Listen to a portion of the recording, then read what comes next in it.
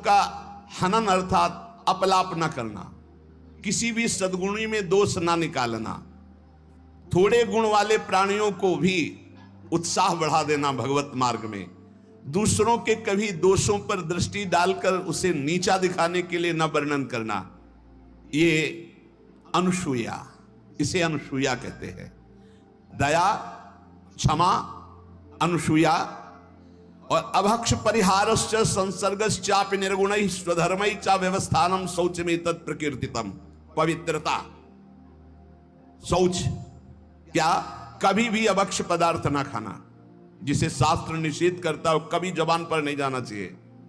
प्याज, लहसुन, मांस, मदिरा, नाना प्रकार के सब नहीं पाना चाहिए। एक बोले दीक्षा लिए थे कि पत्नी तो दीक्षा नहीं ले, पर वो प्याज लहसुन बना के खाती हो, कहती हम कोई गुरु मंत्र थोड़ी लिए, अब हम क्या करें, फिर खाना ही पड़ता है। कैसे खाना पड़ता है? वो अपनी निष्ठा पे, तुम अपनी निष्ठा पे नहीं आ सकते। अपनी निष्ठा पे आना पड़ेगा, या वो बदले या तो तुम बदलो। तुम कंठी तिलक लेकर बदल गए कि तुम प्याज लहसुन खा रहे हो, पत्नी खा रही इसलिए नहीं भाई। दोनों हैं, एक ही जगह भोजन बनना है तो एक को तो सुधरना पड़ेगा। या तो फिर आप अपने लिए रोटी ले लीजिए और नमक से पा लीजिए। जय दिन आप नमक रोटी पाएंगे तय दिन उसका हृदय जलेगा और उसको सुधरना पड़ेगा, प्याज लहसुन छोड़ना पड़ेगा। लेकिन जो गुरुमंत्र लेकर के अभक्ष पदार्थ खाता है वो अपवित्र बुद्धि हो जाती है, भ्रष्ट बुद्धि हो जाती है। इसलिए बहुत सावधान। हमने कई बार प्रार्थना की कि प्याज लहसुन तमोगुणी है, वो भजन में बहुत बाधक है, इसलिए उसको कदापि नहीं पाना चाहिए। अभक्ष परिहारश्च, बासी भोजन, दूषित भोजन, ये अभक्ष जो पदार्थ बताया गया है उसे नहीं पाना चाहिए।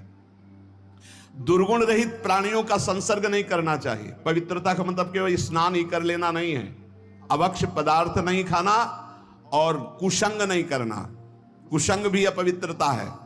और स्वधर्म में दृढ़ रहना, इसी को पवित्रता कहते हैं। पवित्र भोजन पाना, सत्संग करना और स्वधर्म में दृढ़ रहना, सच्ची पवित्रता इसे कहते हैं। शरीरम पीड्यते येन शुशुभेनापि कर्मणा अत्यंतम तन्न कर्तव्य मनायासः च उच्यते। जो श्रेष्ठ भागवतिक कर्म के लिए अत्यंत कष्ट सहता है उसको अनायास तपस्या कहते हैं। भारी से भारी कष्ट को सहने के लिए तैयार है। बुखार है लेकिन हमें सत्संग में जाना है, शरीर पीड़ा में है लेकिन हमारी दिनचर्या है, हम प्रभु के दर्शन करेंगे जाके, हम सत्संग सुनेंगे जाके, हम अपने प्रभु की सेवा करेंगे, ऐसी होनी चाहिए। अनायास जो भगवत कृपा से तुम्हारे जीवन की पूर्ति के लिए आ जाए। प्रयास, विरक्त को प्रयास नहीं करना चाहिए, विरक्त को व्यापार नहीं करना चाहिए। विरक्त जो चाहे अनायासम शरीरम पीड्यते येन शुशुभेनापि कर्मणा अत्यंतम तन्न कर्तव्य मनायासा च उच्यते। किसी भी तरह विरक्त भाव वाले को, गृहस्थ को मेहनत करके कमा के अपने पर शरीर का पोषण, और विरक्त को अनायासम आकाश वृत्ति या मधुकर वृत्ति, ऐसे भाव से व्यापार आदि करके बुद्धि भ्रष्ट हो जाएगी, हरि और गुरु से विपरीत बुद्धि चली जाएगी। अरे भाई तुम कितना कमा सकते हो? देनहार कोई और है, देत रहते दिन रैन, लोग भरम मुंह पे करे तासो नीचे नयन। अरे वो लक्ष्मीपति जैसे, अरे जो चाहिए नहीं हो हमारे को क्या, हम तो, हमें प्रभु चाहिए, फिर कैसे? बहुत सावधान, बहुत सावधान। कभी कभी गुरुजन संकोच करते हैं तो इशारा उनका समझना चाहिए, और जब वो प्रकट कह दे तो भूल जाओ। अगर कदम उसी मार्ग पर रखोगे तो बहुत दूर निकल जाओगे, बहुत फिसल जाओगे। अनंत जन्मों के बाद अवसर मिला है माया से मुक्त होने के लिए। प्रशस्ताचरणम नित्य म प्रशस्ति विसर्जनम एतद्य मंगलम प्रोक्तम मुनिभिस्तत्वदर्शिभी। सदैव गुरुदेव के उपदेश और शास्त्र सम्मत कर्म करना चाहिए। कोई भी अशुभ कर्म नहीं करना चाहिए। तत्वदर्शी मुनियों द्वारा बताए हुए मार्ग से सदैव मंगल होता है, इसे मंगल कहते हैं।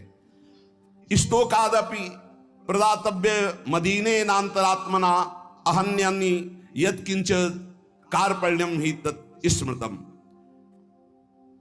अगर थोड़ी वस्तु मिली तो प्रसन्न रहो, अधिक मिली है तो प्रसन्न रहो। किसी भी स्थिति में असंतुष्ट मत रहो। प्रसन्नता ही सबसे बड़ी उपलब्धि है। संतुष्टायन केनवा, हर स्थिति में प्रसन्न रहना सीखो।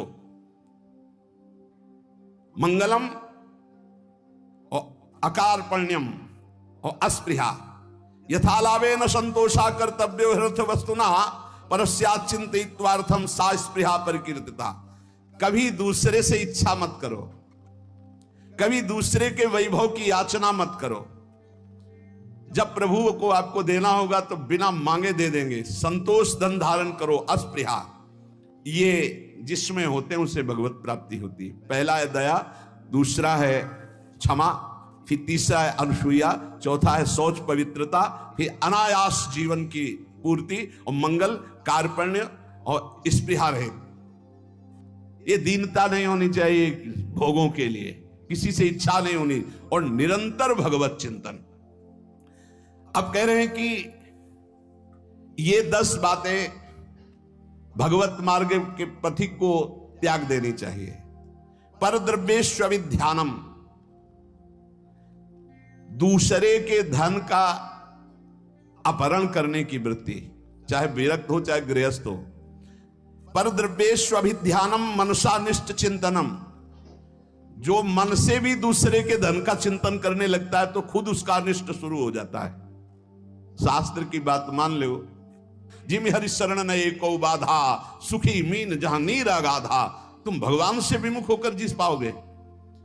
पर द्रव्येष्वभिध्यानम, ये मायावी लोग मिल जाते हैं।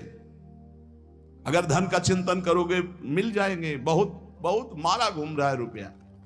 रुपया गृहस्थ आपको रखे भोग देता है तो काम जैसे रखें वैसे धर्म पूर्वक चलो, अन्याय पूर्वक या चिंतन पूर्वक नहीं। चिंतन नहीं धन का, चिंतन हरि का। मनसानिष्ट चिंतनम, चिंतन करोगे तुम्हारा अनिष्ट कर देगा रुपया। ये संसारी पुरुष नहीं समझ, रात दिन उसी के चिंतन करते हैं, तभी डिप्रेशन में पहुंच जाते हैं। नाना प्रकार की कुभावनाएं प्रकट होने लगती है।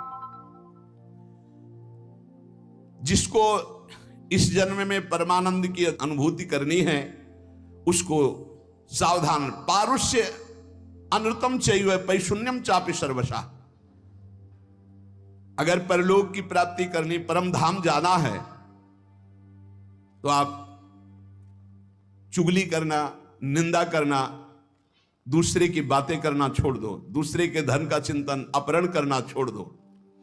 मिथ्या भाषण, परनिंदा और असंबद्ध प्रलाप ये साधक में नहीं होना चाहिए। असंबद्ध प्रलाप, चुगली, निंदा ये जबान में नहीं होना चाहिए। और कह रहे हैं अदत्तानाम उपादानम हिंसा चैवा विधानता परदारोप सेवा चा शारीरम त्रिविधम स्मृतम। बिना किसी के दिए हुए किसी वस्तु का स्पर्श मत करो। देने पर भी तब देखो कि तुम्हारे योग्य है कि नहीं।